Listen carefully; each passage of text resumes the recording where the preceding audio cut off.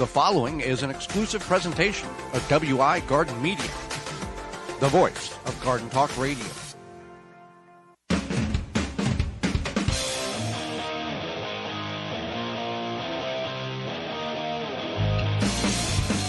Coming up on the program today, we're going to discuss several of different types of gardening methods that you may not be aware of, as well as bad social media gardening tips, and we'll correct those.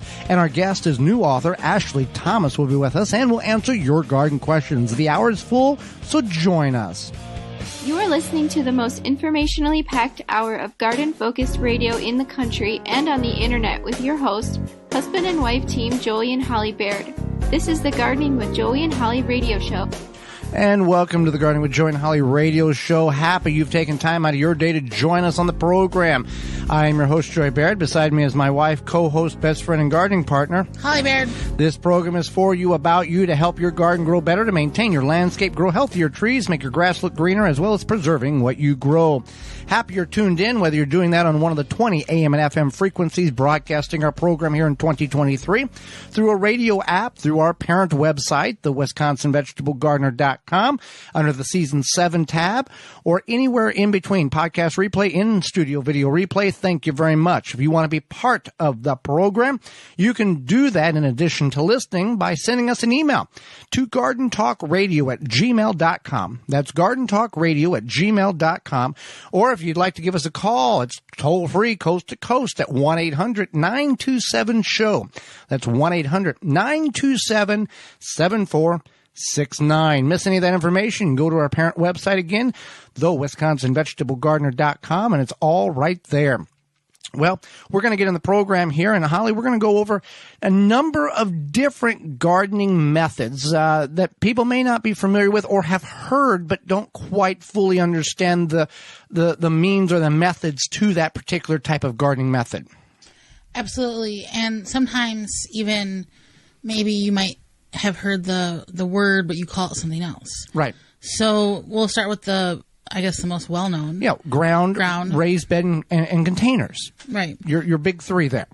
Sometimes people call containers growing them in pots. In pots, yeah. Pots. That may be a regional or a geographical thing, like a country thing. That might, like a European. Europeans use terminology in gardening very different than what we do in the States. Right. Yeah. Or they just, a container, maybe they think a container is like enclosed, like a food container or something. Right.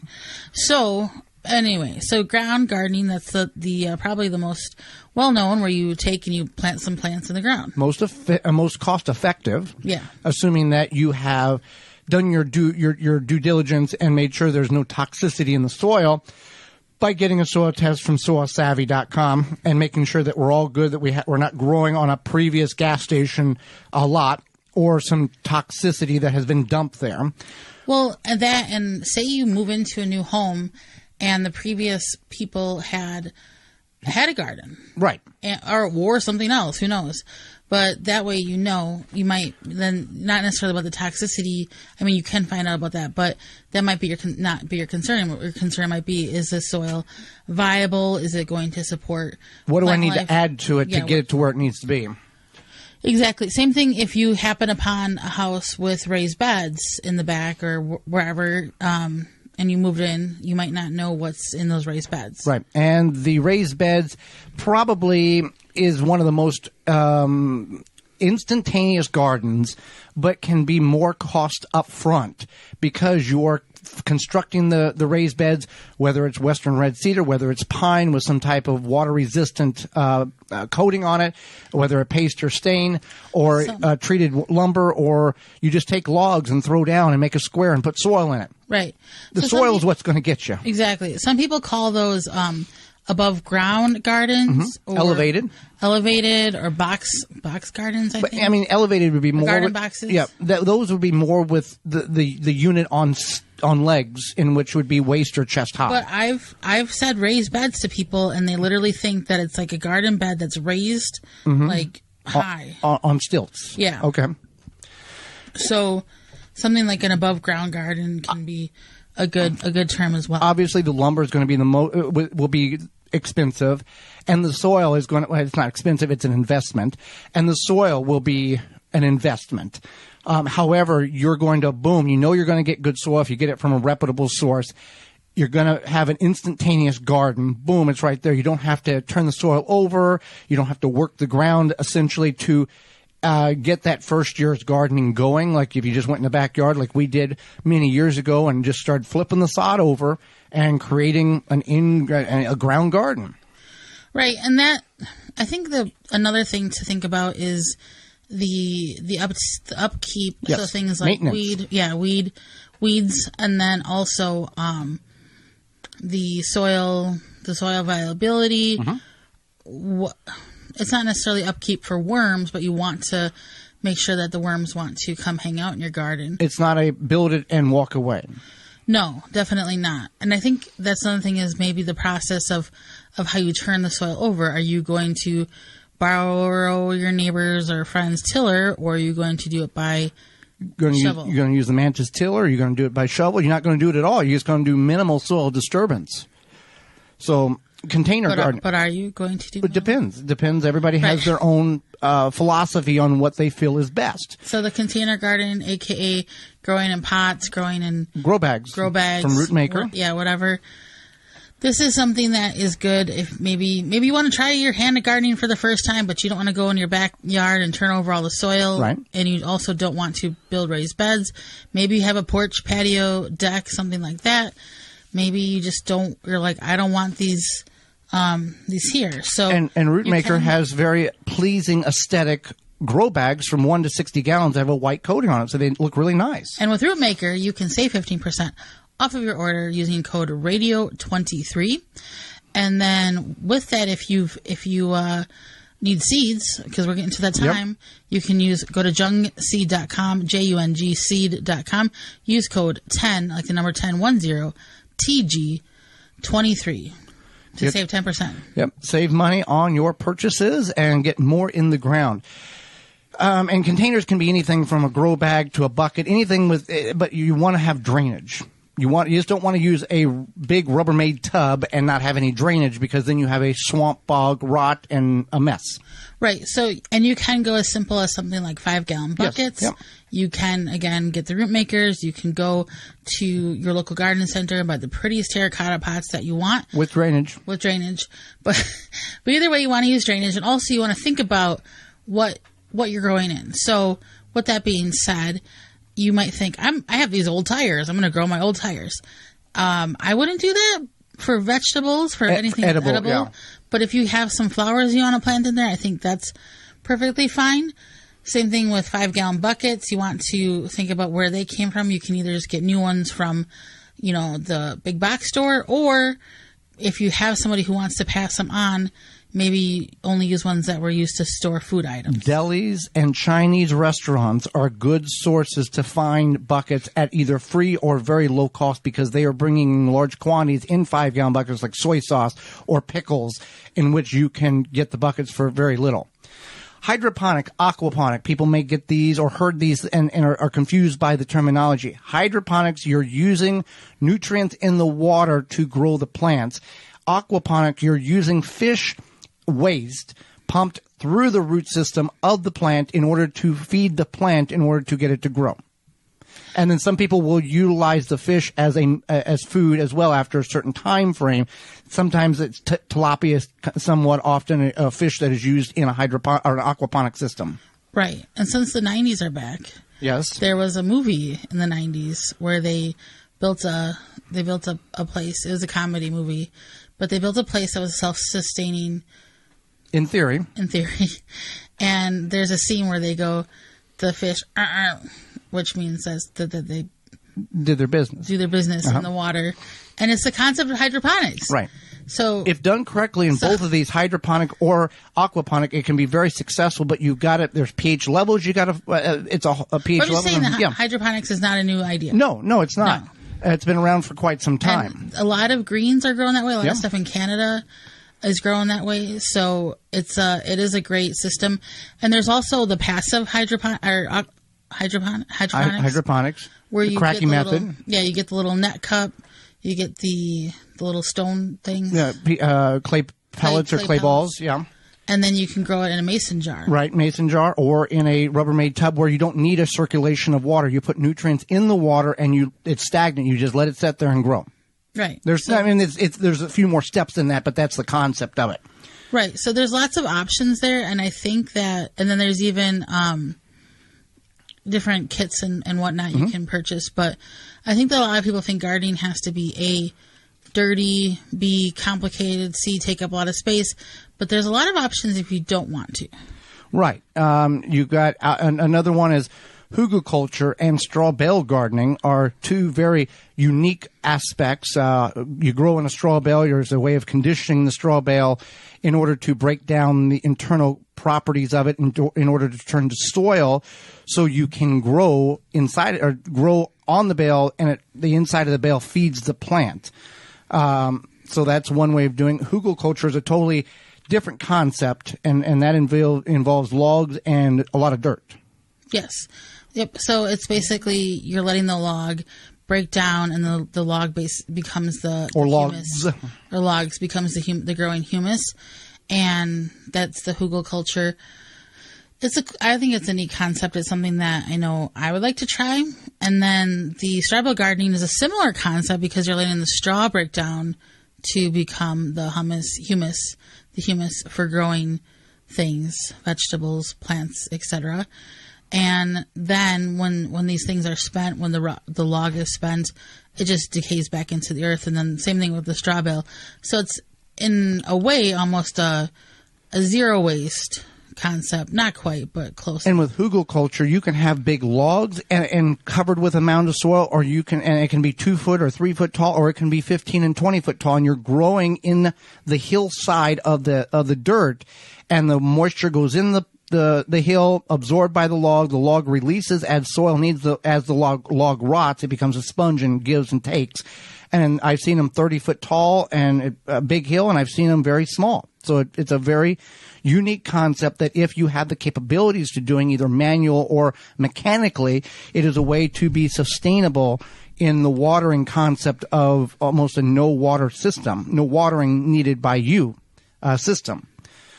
And it's because it's that big sponge, right? And that's something to definitely keep in mind. And this is just some of dozens of methods of gardening. So just because you may be gardening in a way in which we didn't cover doesn't mean that yours doesn't matter at all. Also, what matters, Holly, is what Walton's Incorporated has for us and our listeners. Absolutely. So we are brought to you today by Walton's, our sponsor.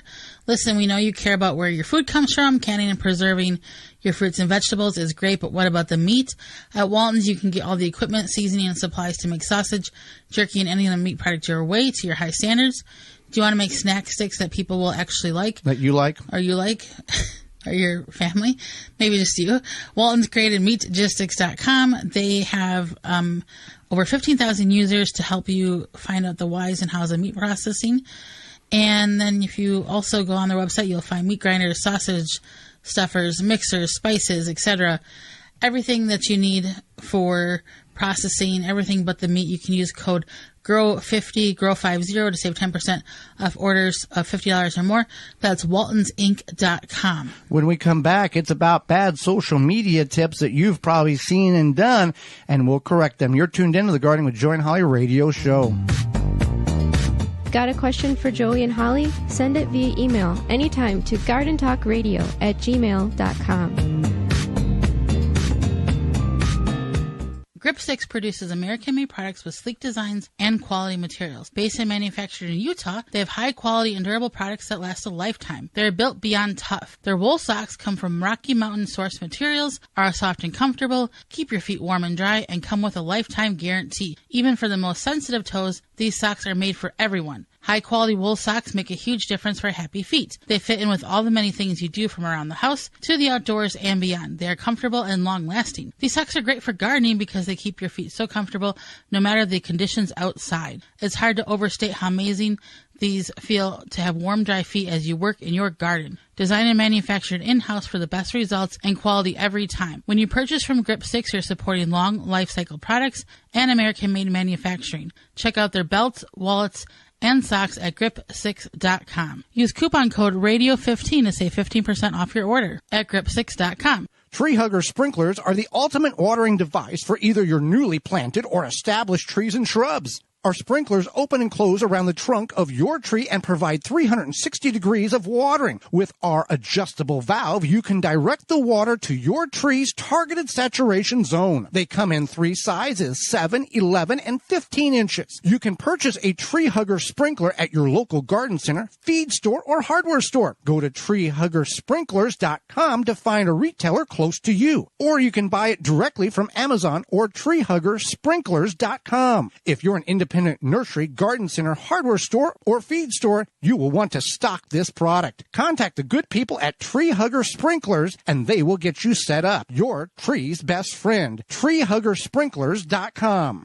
Wind River Chimes creates a symphony in any space. Chimes that are inspired by nature and designed to make the natural world even more inspiring. Music speaks to everyone. Individually handcrafted in Virginia for over 35 years and hand-tuned for an exceptional precision and lasting beauty. Because in life, the winds of change are always moving. But no matter where they carry you, Wind River Chimes will always be the inspiring harmony.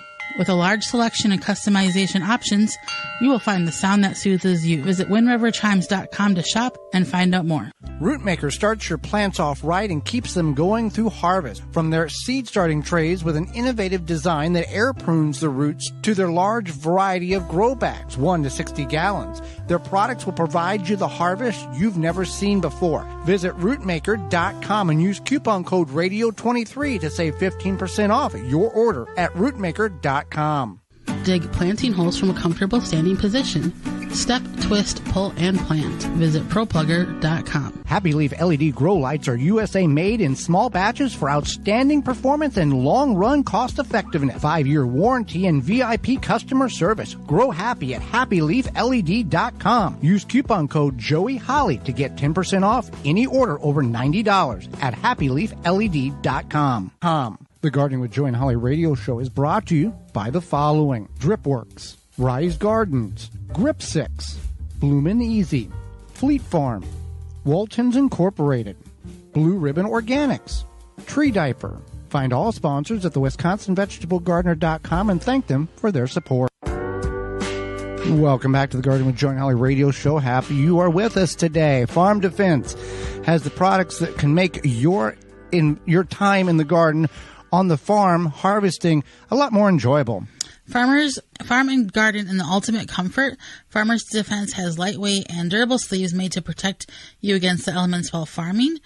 Farmer sleeves offer unparalleled protection of arms and skin for any farmer, gardener, or outdoor worker. Say goodbye to irritated skin and sunburns in the garden. Their sleeves offer cooling comfort and protection against the elements outdoors, an alternative to thick clothing. Farmer's Defense is made of wicking material with UBF protection factor of 50 plus to protect you from allergens and scratches. You can find all their great products and more at farmersdefense.com. So when it comes to the internet can be a wonderful tool or a very dangerous accessory. They have computers on the internet on the computer. You messed the joke up. They have the internet on computers now, Homer Simpson says. Yeah. And it can be good for many different things, but also it can be very dangerous because anybody that has access to it can just punch anything on a keyboard, and sometimes people believe it. And if it goes viral for whatever reason, then people believe it more. So that's dangerous too. So especially when it comes to things like gardening or anything where it's almost it is a science-based, and you have to be a little bit careful. Now, with everything, you have to be super careful, no, but if you are trying to invest your time wisely in gardening, you want to be careful. Right. So 50 to 60% of the people with a keyboard, they put out information because they just don't realize it's incorrect. This is my opinion. This is my statistic. So take that for what it's worth. I think about 50 to 60% of the people share information because that's what they were told. And they just, hey, somebody's looking for it, I'll share it. 20% of the people have a keyboard in front of them, and whether they know that it is incorrect, but they go ahead and put it out anyway to get the clicks, to get the ad sent, to get you to look at an ad on whatever platform in which they are trying to get you to go to. So keep that in mind. When people throw something out, make sure it's a trusted source. Make sure you trust the person or trust where you can find it. And I've told it on this program, not this year as well as past years. We have a platform here in order to help you grow a garden better. We do this in order to make your experience more enjoyable, and do check what we have to say. Double check, triple check what we have to say to make sure that we are telling you the correct thing. Well, right, and that's something that's important to us, is just making sure we're using smart resources and reliable resources, and not just like, this person Katie down the street with her garden blog said that aphids don't like. Because every time you click on her site, she gets a nickel for the ads. Right, exactly. So let's see how many we can get through here. Okay, so the one that is your favorite is the potato tower. Potato tower. The concept is you take 4 square feet, you build a box, you fill it with soil, you put potatoes at the bottom, and because they're indeterminate potatoes, they will grow 100 pounds of potatoes in a 4 square foot box that's 4 foot tall. This is a garden myth. This doesn't work, but boy, people like sharing this concept on social media. There's grow towers. This is you put one layer at the bottom, you fill it with soil, and they will. And as the potatoes grow, you continue to add the sides and more soil. And by the time you're done, it will have grown out of the box. And you dig the box open, and there's 100 pounds of potatoes. There is a lot of videos on the internet of people building these and telling how wonderful it's going to be. And there is a lot of disappointing follow-up videos, or none at all, saying that they made 100 pounds because it's not possible. If you do this in layers, it is more feasible, where you do one layer, let them grow, put the soil down, put another layer, let them grow, put another layer, et cetera, et cetera. So you have multiple stories of potatoes in this tower, and you've got different layers growing. That is more, and you can do this in like a potato tower with straw and soil too. That's different. I think one of the biggest things is if somebody shows you something on YouTube or wherever, and nobody, not just that person, but nobody has a video showing the success. Right. That's the thing, is that if you see it on any social media platform, I would look for the results video or the success from video, somebody. Or, this is the amazing harvest I got. And I would probably look for more than one video, because people can deceive you or do whatever they want on social media. So they might have gone to the store and bought 50 pounds of potatoes and tossed them in the soil. Right. I certainly hope not, but yeah, I would just think about that. Yes, this seems too good to be true. There's one video about it and there's no follow-up. It is too good to be true. Using coffee grounds to acidify your soil. This is another very popular garden tip on social media that is incorrect. We fell for this. Well, I think it was coffee, though. Years and years ago, until we found the information out. Use coffee grounds. The grounds themselves the acidity has been brewed out of them. They do contain about 2% nitrogen, 0.5% phosphorus, 0.5% potassium after the brewing process. But the concept that you can acidify your soil, make your blueberries better, make your this better and that better, it does not hold any merit when it comes to scientists proving the acidity has been brewed out during the during the coffee making process. It's great food for worms. It's great organic material for your raised beds, your containers, your ground, but it does not change the acidity at all in your garden. Yeah, absolutely not. And that's something to remember, is that it's not going to have a huge impact. There's one that I've seen, I think pretty recently, is you take banana peels, you put them in water for a few weeks, right? Then that water will feed your plants, I think it's potassium. Yes. Yeah, potassium. Now, this is a great idea in theory. It's very popular. You might see it on certain quick social media videos. However, there's no science behind it. Will the water have more potassium in it? Yes. But it's so minuscule that it's not going to have an impact on your plants. Wasting it's better to just buy a fertilizer that has potassium than to do this whole route of doing the bananas. I mean, if it makes you feel good, I guess do it. Put the bananas in the compost or bury them in the ground. Yeah, put them in the compost. You could do it and then put the bananas in the compost and use it to water your plants if it makes you feel good. But like Joey said, you want to just purchase a potassium fertilizer. Epsom salt is the fix to end all. Everything that's wrong with your garden, use Epsom salt and that will fix it. Epsom salt is magnesium sulfate. People will say, Blossom In Rot, add Epsom salt and water it in. Magnesium sulfate and calcium deficiency, which is what the tomatoes have at Blossom In Rot, are two different elements on the periodic table. And if you have element A and element B, which are very different, you can't add one to fix the other one. It doesn't work. So it doesn't fix the problem. What is occurring is you're adding Epsom salt, which is magnesium sulfate. The plant picks it up. It is an element in all plant life and human life. But you're watering, which is the deficiency that the plant is experiencing. Because the ground is so dry, it can't pick up the necessary calcium in order to develop the tomato correctly. So proper watering can greatly reduce about 98% of all Blossom In Rot problems. There is times where you might have a calcium deficiency, but 98% of the other time it is because your inconsistent watering is causing the plant to have the undeveloped or blackened fruit or the blackened portion on the bottom of the fruit of the tomato. So, does Epsom salt have any benefit to the garden whatsoever? Should you use Epsom salt? The real simple answer is get a soil test from Soil Savvy to figure out if you are having a magnesium deficiency. And then it will tell you, the soil test will tell you how much magnesium you need to add. Whether you choose to use Epsom salt for that or not, that is up to you. But Epsom salt is not the fix-all to end all, and adding too much Epsom salt can disrupt your pH level. And that can be a whole nother set of problems in which you're dealing with in your garden. Yes, definitely. And the thing is that there's a lot of science to gardening, and if you're sure that something is going to work, but there's no science behind it, then that doesn't really make a lot of sense. Now, not to say that adding your own compost to your soil, but that's again science. So. And if you are adding something to your soil and watering it in, the water is the answer. I'm sure your great-grandmother was a wonderful person, and she was doing this particular whatever it is for 87 and a half years and always had a bumper crop of green beans.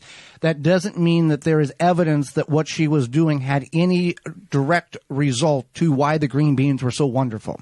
Right. So one thing I do want to talk about that's become another popular thing is starting seeds in eggshells or egg cartons, because it looks cute, and Pinterest. Then you can gram it, and yes, it does look cute. You can gram it, but then once that Instagram, people may not know what Instagram. I don't mean send it to your. That's why I say Pinterest, because okay, go ahead. I mean, you can send the picture to your Grammy, but it's Instagram. But yeah, so. What happens is that the seedling will grow out of you basically use all the nutrients in that tiny little mini container, and also it can grow fast, so you would have to replant it. Now, if you want to do that and you want to start your seeds that way, know that you should have to replant them. Right. So that being said, that's just something that we could do 2 hours on garden myths or bad social media gardening tips. Well, Holly, soon it'll be warming up, and you will want to make sure you enjoy your yard without sharing them with beetles and grubs. And phylum is the way to do it. With spring just around the corner, or technically it's here now, it's time to start thinking about the beetles and grubs in your garden or your yard. Grub Gone can be applied directly to the turf or garden around ornamentals and to control those grubs and lessen the impact that the beetles have on your yard this summer. Easy to use. Apply with a commercial spreader or irrigate it right into the soil. Biologically, specifically targeted for grubs and beetles and invaders without harming those beneficial insects such as bees, butterflies, and ladybugs. And it's the only non-chemical that works. You can find out more at PhylumBioproducts.com. That's PHYLLOM bioproducts.com. Hang out with us. New author Ashley Thomas will be with us right after this. You're tuned in to the Gardening with Joey and Holly radio show. Have a garden question? Give Joey and Holly a call now or anytime 24/7. Just dial 1-800-927-SHOW. If you can't get through, leave a message and they will call you back. Call now, 1-800-927-SHOW. Pomona's Universal Pectin is a high-quality pectin that gels reliably with low amounts of any sweetener. If you're trying to reduce the amount of sugar in your diet, you'll love Pomona's Universal Pectin. Now you can make healthy homemade jams and jellies sweetened to your taste. You can use sugar or honey to sweeten. Pomona's Universal Pectin keeps indefinitely when stored in an airtight container. Easy to use, versatile, and comes with directions and recipes in every box. Find out more and where to buy at PomonaPectin.com. Also available at natural food stores and online. Are you bugged by bugs? You need naturally green products, No More Bugs, environmentally friendly, made in the USA. No More Bugs is a cedar blend that repels and eliminates mosquitoes, ticks, fleas, roaches, ants, and more. No More Bugs is safe for you, your pets, and plants. Visit nomorebugs.net for free shipping on orders over $50. Use code FREESHIP4ME. Jung Seed Company is a family-owned and operated gardening company since 1907 with the largest selection of seeds and plants online. Use coupon code 10TG23 to receive 10% off your order at jungseeds.com. Again, that coupon code is 10TG23. Make watering easy. DripWorks provides quality drip irrigation supplies and equipment to gardeners just like you for all your growing needs across the U.S. and Canada. Purchase online at dripworks.com. Head into Fleet Farm where you'll find everything you need. From tires to tree stands, drills to dog food, toys to tools, they've got it all. You can save even more at Fleet Farm when you join the Fleet Rewards loyalty program. You get exclusive offers and it's free to sign up. Get everything you need at a low fleet price. Shop in store or online today at Fleet Farm. Welcome back to the Gardening with Joey and Holly radio show. Moments away, Ashley Thomas, new author, will be with us. But first, a word from our good friends at Rise Garden. Rise Gardens is a revolutionary hydroponic gardening system for your home. Instead of food traveling hundreds or even over 1,000 miles before it hits your plate, harvest the veggies, herbs, and greens you need for dinner tonight in the comfort of your home. No green thumb required knowledge. Gardening made easy with the Rise Gardens app. Step-by-step guidance from seed to harvest, a complete garden on a shelf, and comes with everything you need to grow healthy and the freshest food for you and your loved ones. Fully customizable with your garden to your needs and preferences. For more information and get your Rise Garden, visit risegardens.com. Holly, let's go to the hotline and bring in our guest for this week.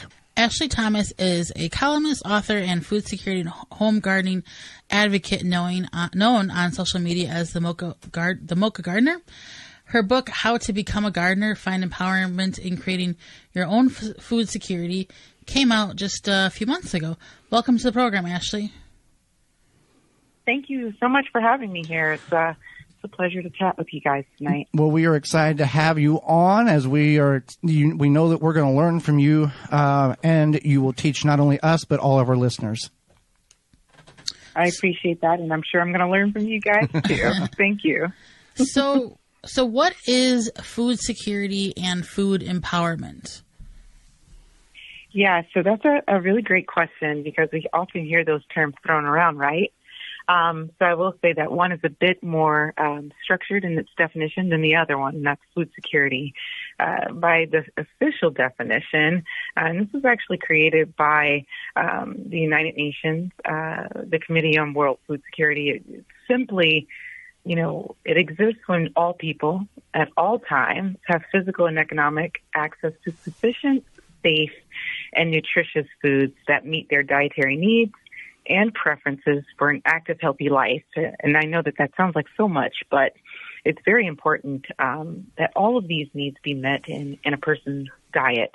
And then if there's food empowerment, which of course does not have a set or really a universal definition, but if I had to describe this concept, it's really just kind of recognizing the power and the autonomy that individuals, you and me, that we should have around our food choices. But there's also this component where we as a community or society can really foster greater respect and consideration for people's food preferences.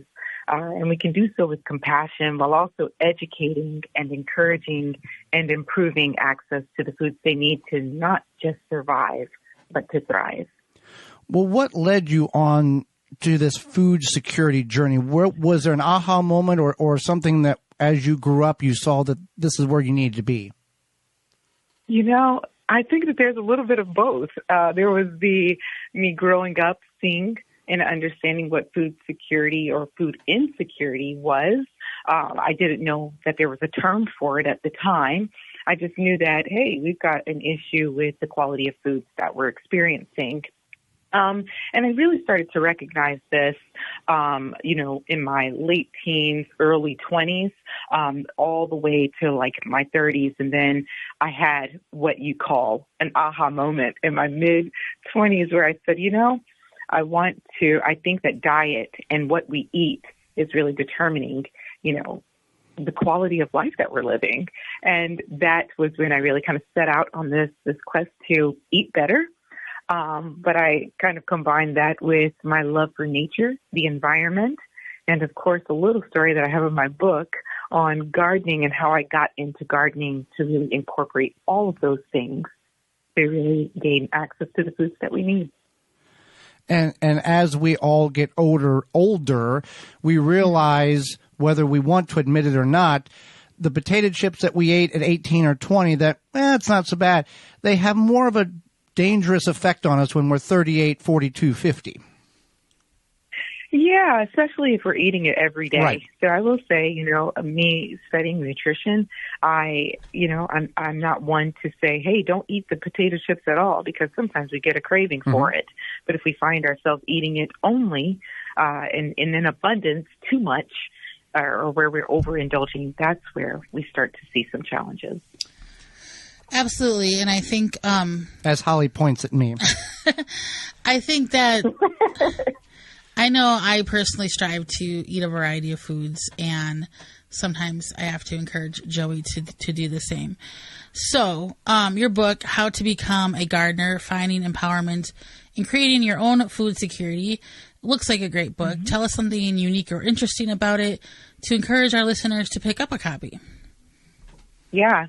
So I know I like what you just did, Holly. You talked about encouraging Joey, and really that's ultimately what we're all trying to do, being mindful of everyone's choices, and we're all on this walk of wellness together. Everyone is trying. I'm trying too. So in my book, I speak about not just learning how to garden, but really how to become the person that cultivates these spaces, whether it be, the green spaces or the spaces within your community or in your homes that ultimately fosters greater wellness. So how to become a gardener is a gentle guide where, if you could imagine, walking with me through my garden and gardens of many other gardeners, in how we got on this journey, what food means to us, what gardening means to us, what does it mean to be a gardener, and helping others to understand that none of us are born with a green thumb. We cultivate it, we grow it, and we develop it over time. So I think it's a good read, especially with bringing some of these, tough concepts like food security, food empowerment. I think that it's something that will resonate with everyone, because I don't know about y'all, but I love food, and we all need food to survive. Yeah? Yes. I couldn't agree more. I am curious. I know I saw on your Instagram that you showed your grandparents that they were in your book. Were they involved with your gardening journey? Is that how you got into gardening, or did they inspire that book somehow? Oh, yeah. So my grandfather was a farmer in South Carolina, and as they aged, they stopped farming, but he always maintained a small garden and just like to grow little produce items, but it wasn't enough food to really provide the nourishment that we needed in our household, especially where we were located, which was a rural community. And so, I kind of watched my grandfather, do this garden, and he's growing foods. And I was like, wait, this is the aha moment, Joey, right, when I said, wait a minute, you mean to tell me we can grow in abundance all types of foods just like this? And so that's when it dawned on me that if we don't have access to the foods that we need, why not be empowered to create access using whatever space we have? And it's not the solution to everything, but I found that it brought back power to the individual, and my grandparents, kind of, we are all now, my family and I, we moved up to North Carolina. We moved them up to North Carolina as well. And they've been a very active part of, learning some of the organic practices of gardening, that I've been, kind of showing them. And of course I gleaned wisdom from my grandfather, because that's my grandpa. Right. He's got so many years of experience to share. But it's also been a wellness journey for them and understanding foods from a totally different light. So, they were just here this evening helping me prepare for the spring garden. So yes, they've been a very active component in our garden journey, and an inspiration for me. And I'm sure your grandparents are much like many of the grandparents that are listening, or of the grandparents of people who are listening. They can grow and bake things that we just cannot do. Listen, they just know stuff. Yes. So my grandfather just knows things, and he did not have formal education in horticulture. He learned this, right, just through experience, and that is invaluable. I think it's really just me recognizing my role as a granddaughter. There's always something that I can learn, and he drops gems and little life wisdoms for me and my husband every day, or every time we're in the garden. So I cherish those moments with him. Yeah, you got to absorb it, because you just don't know when that time is no longer going to be with you, and you got to cherish it. Exactly. Well, what do you feel, in your opinion, is a common hurdles that stop many people from gardening, and how can they get over that hurdle to get them to garden? Yeah. So I think there might be two things. Either for the new and inexperienced, I fall in between, like veteran and new, because I still have so many years to learn. I will never know everything. But I think that there is this element of not being as productive or as successful as you thought you would be. And then for the veterans, just experiencing challenges that just knocked you off your growing game and just not meeting expectations. So I think to both of those, those groups, I say, start small. Start within your means, and just recognize that nature is uncontrollable. So we're all going to get disappointed at some point, but it's in the disappointments that it builds character, and it offers us an opportunity to learn more about what's around us, our environment, the organisms within the environment. So never give up, and even if you have to stop or take a pause, that's okay. Be gentle with yourself. And, don't look at what's within your own means, not necessarily the means of everyone else around you. Well, successes are easy. We all joy in successes. It's that disappointments is those life learning moments that we can't achieve any other way. Yeah. So exactly. You have been getting sap from maple trees. If somebody does want to try that process, is there anything you would recommend to get them started, and something that they might want to consider before they run down to the maple sap supply store? I'm so glad you said that about the maple sap supply store. I will say nature provides us with so many opportunities to learn and explore. So long as we have a mindset to research and be helpful and beneficial, not harmful to nature. So for me, I have to say I am not a maple sap tapping expert at all. I actually don't. I don't live in a climate where we can do it quite frequently. But if you live in a climate that experiences, seasons of freezing temperatures, you might be in luck. I definitely recommend maybe exploring your extension sites or agricultural sites, local agricultural sites, to really get some advice on the types of trees in your areas in which you can tap. So there is a window of time where you can tap the trees, and it's typically between mid-February and mid-March. I happen to tap my trees in mid-February. So if you are in, like a colder climate right now, you might still have a quick opportunity to try this. But some of the trees that you really want to maybe explore is, pretty much all of the species of the maple trees. They're nice and sugary. And, you want to make sure that you're doing this when there's a consistent phase where the temperatures drop below freezing at night and above freezing, say around 45 to 50 degrees during the day. And that's really to concentrate the sugars within the trees. There's a science to it.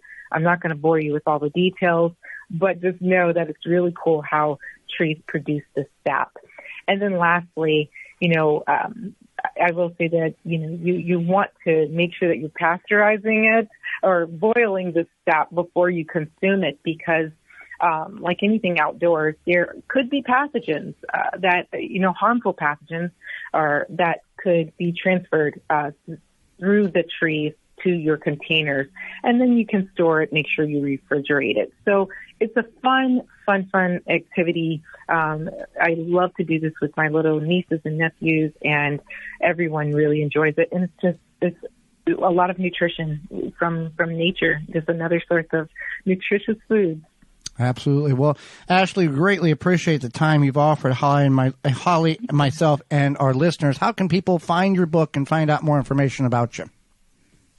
Yes. So How to Become a Gardener, Find Empowerment in Creating Your Own Food Security can be purchased on all major retailers all around the world. You can go to Amazon, Barnes & Noble, bookstore.org, I think. So really just, you can look in those locations. And also, I welcome you to follow me on all social media platforms, primarily Instagram and Facebook at The Mocha Gardener. I love to chat with people, so feel free to, send me a message or email me at the.mocha.gardener@gmail.com. Thank you guys so much. Absolutely. We thank you for your time. And when we come back, it's your garden questions, our garden answers. You are listening to the Gardening with Joy and Holly radio show. Got a question for Joey and Holly? Send it via email anytime to gardentalkradio@gmail.com. Garden like a pro in 3 easy steps and receive customized fertilizer recommendations for your garden or lawn. Soil Savvy helps you determine what nutrients your plants need to thrive. Never again over-apply nutrients they don't need. A patented process that makes you a smart gardener. To get your soil test kit, go to mysoilsavvy.com. Aqua-mart.com has everything you need for eye-pleasing outdoor water features on your property. For over 25 years, we've been creating and field testing beautiful water features in order to provide you with the most reliable products and best value in the industry. From easy-to-install pond and water-filled kits to pumps, fish food, and more, you'll find everything you need to install and maintain a naturally balanced water feature in your yard. Make your backyard a true oasis and maintain it well. Visit aqua-mart.com to shop for all your needs. Spring, the season of renewal, an unexpected house guest, none the worse perhaps than ants. And I'm not talking about great Aunt Mabel. When you need to get rid of ants fast, you need Rescue Ant Baits. Rescue Ant Baits are pre-baited, child-resistant, and ready to use right out of the box. No sticky liquid, no mess. Made in the USA by the makers of the popular Rescue Fly and Yellow Jacket traps. Learn more at rescue.com. That's RESCUE.com.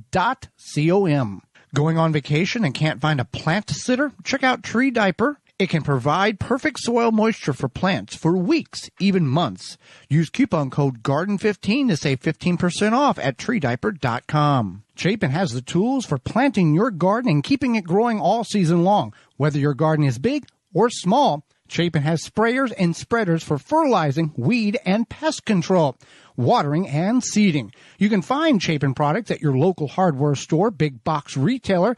You may visit them also online at chapinmfg.com to learn more and buy online. The Gardening with Joy and Holly radio show is brought to you by the following: Happy Leaf LED, Root Maker, Jung Seeds, Tree Hugger Sprinklers, Verlo Mattresses, Farmer's Defense, Pomona Universal Pectin, Natural Green Products, Mantis Tillers. Find all sponsors at the WisconsinVegetableGardener.com and thank them for their support.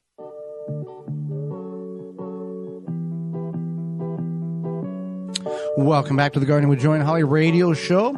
Time for your questions, our answers. Thank you for being part of the program today. Much appreciated that. Much appreciate that. If you got a question you want to send it on over, you can do that to gardentalkradio@gmail.com. Email address, gardentalkradio@gmail.com.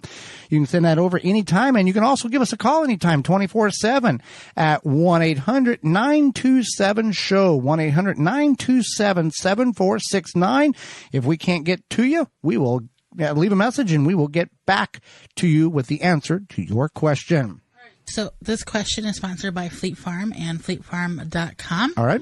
Can I plant store-bought potatoes that sprout inside, or is this not advised? You can grow and plant sprouted potatoes that are in your cupboard or wherever they're at in your house. You want to be aware that you want the soil to be no colder than 50 degrees. You can get 45, but 50 degrees Fahrenheit, consistent, and no warmer than 85 degrees Fahrenheit. Otherwise, the potatoes will shut down.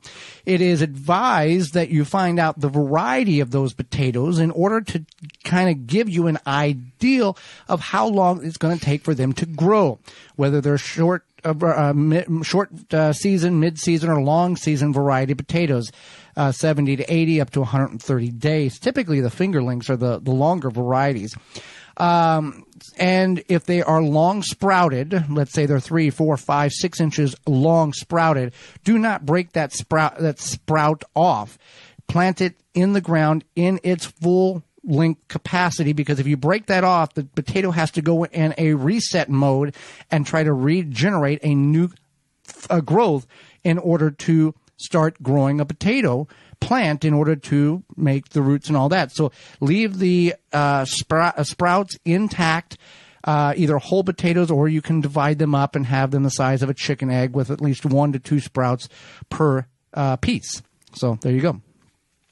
I've never done raised beds before, and I want to do them this year. This one's for you, Holly. What is the best thing to put in the bottom of them, or should I just put the soil in and start planting?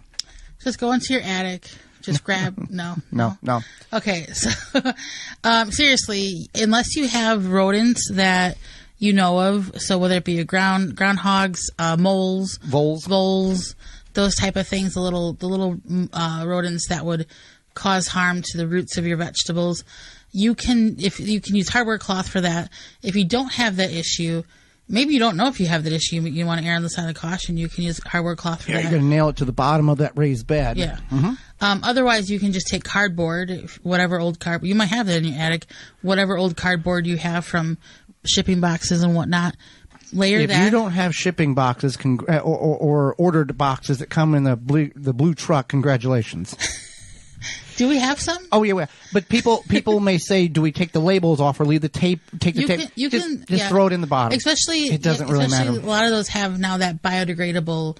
But it's so much of a hassle. Just throw it in there, and if you end up getting it surface, throw it away. Then at that point. Yeah.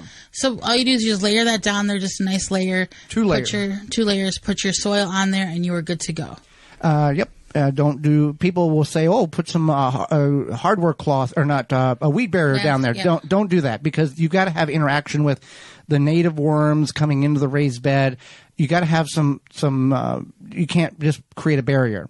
Now, if you're doing it on a hard surface like a concrete driveway or something, that is a totally different type of. Then you can't have. You don't have that option. So, all right.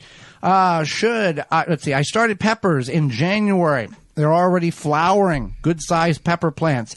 It's fun, but what should I do? Should I cut the flowers off and wait until I plant them and let them grow, or just let them be and let them do their thing? You want to cut the flowers off, and you want to keep cutting them off until... Not going to hurt the plant. It's not going to hurt the plant. It's not going to stunt its growth. Keeping the flowers on will stunt its growth. So you want to just cut the flowers off, plant it, let it do its thing once it's outside. But right now, you want to have it focus its production on growing and not fruiting. Well, it's good that when you cut the flowers off, it's going to stimulate more growth, more bushiness, more leaf structure, and the healthier, happier, bushier plant you got, the better you're going to be whenever you get that thing hardened off and get it in the ground. All right, I saw the power company cut down power poles, and I asked them if I could have one, and they cut it to the length I required, but my brother said I should not use it for my garden because it contains chemicals that are poisonous. what can you tell me? No, you don't want to use that. Not for the edible garden. Not for the edible garden. So they are, they're very durable. They're going to last basically forever. They've been treated with creosote. And other things. None of us can pronounce. Who knows what. Right. But you don't want to use it for the vegetable garden. You can use it to build something with outside. Maybe you want to use it to build a little shed or greenhouse. We used them for a corner post on the farm. Oh, okay. And they are still there to this day. And I helped put them in 30 plus years ago. I didn't even know this was a thing. Yeah. So yeah, you want to make sure that it's you don't know many things on the farm was a thing. You're a city girl. You're a city girl. I didn't know. Yeah, when the power company would come through and take down the old power poles to put new ones in, we would take them like the wood ones. Yeah. Oh. They would replace them, and then we have stacks of them that we would cut into specific lengths for corner posts. Yeah. Oh. Yeah. There you go. I know that nobody the came more to you cut know. down power lines in my neighborhood, yeah. And if they did, we weren't like, hey, can we get a? You were calling the power light? company because the power was out. Yeah. So, okay, back to this. You can use them for structures, but don't use them for edible landscape. You can paint them. You can do a lot of different things, but there's too much chemicals. This is what the old treated lumber used to be in the 90s with that creosote in it. Now that it's moved to a copper fungicide, some people may still think as a treated wood that is toxic, but that's a whole conversation we've had before on the program where we feel it's not dangerous. I got a vegetable joke. Okay.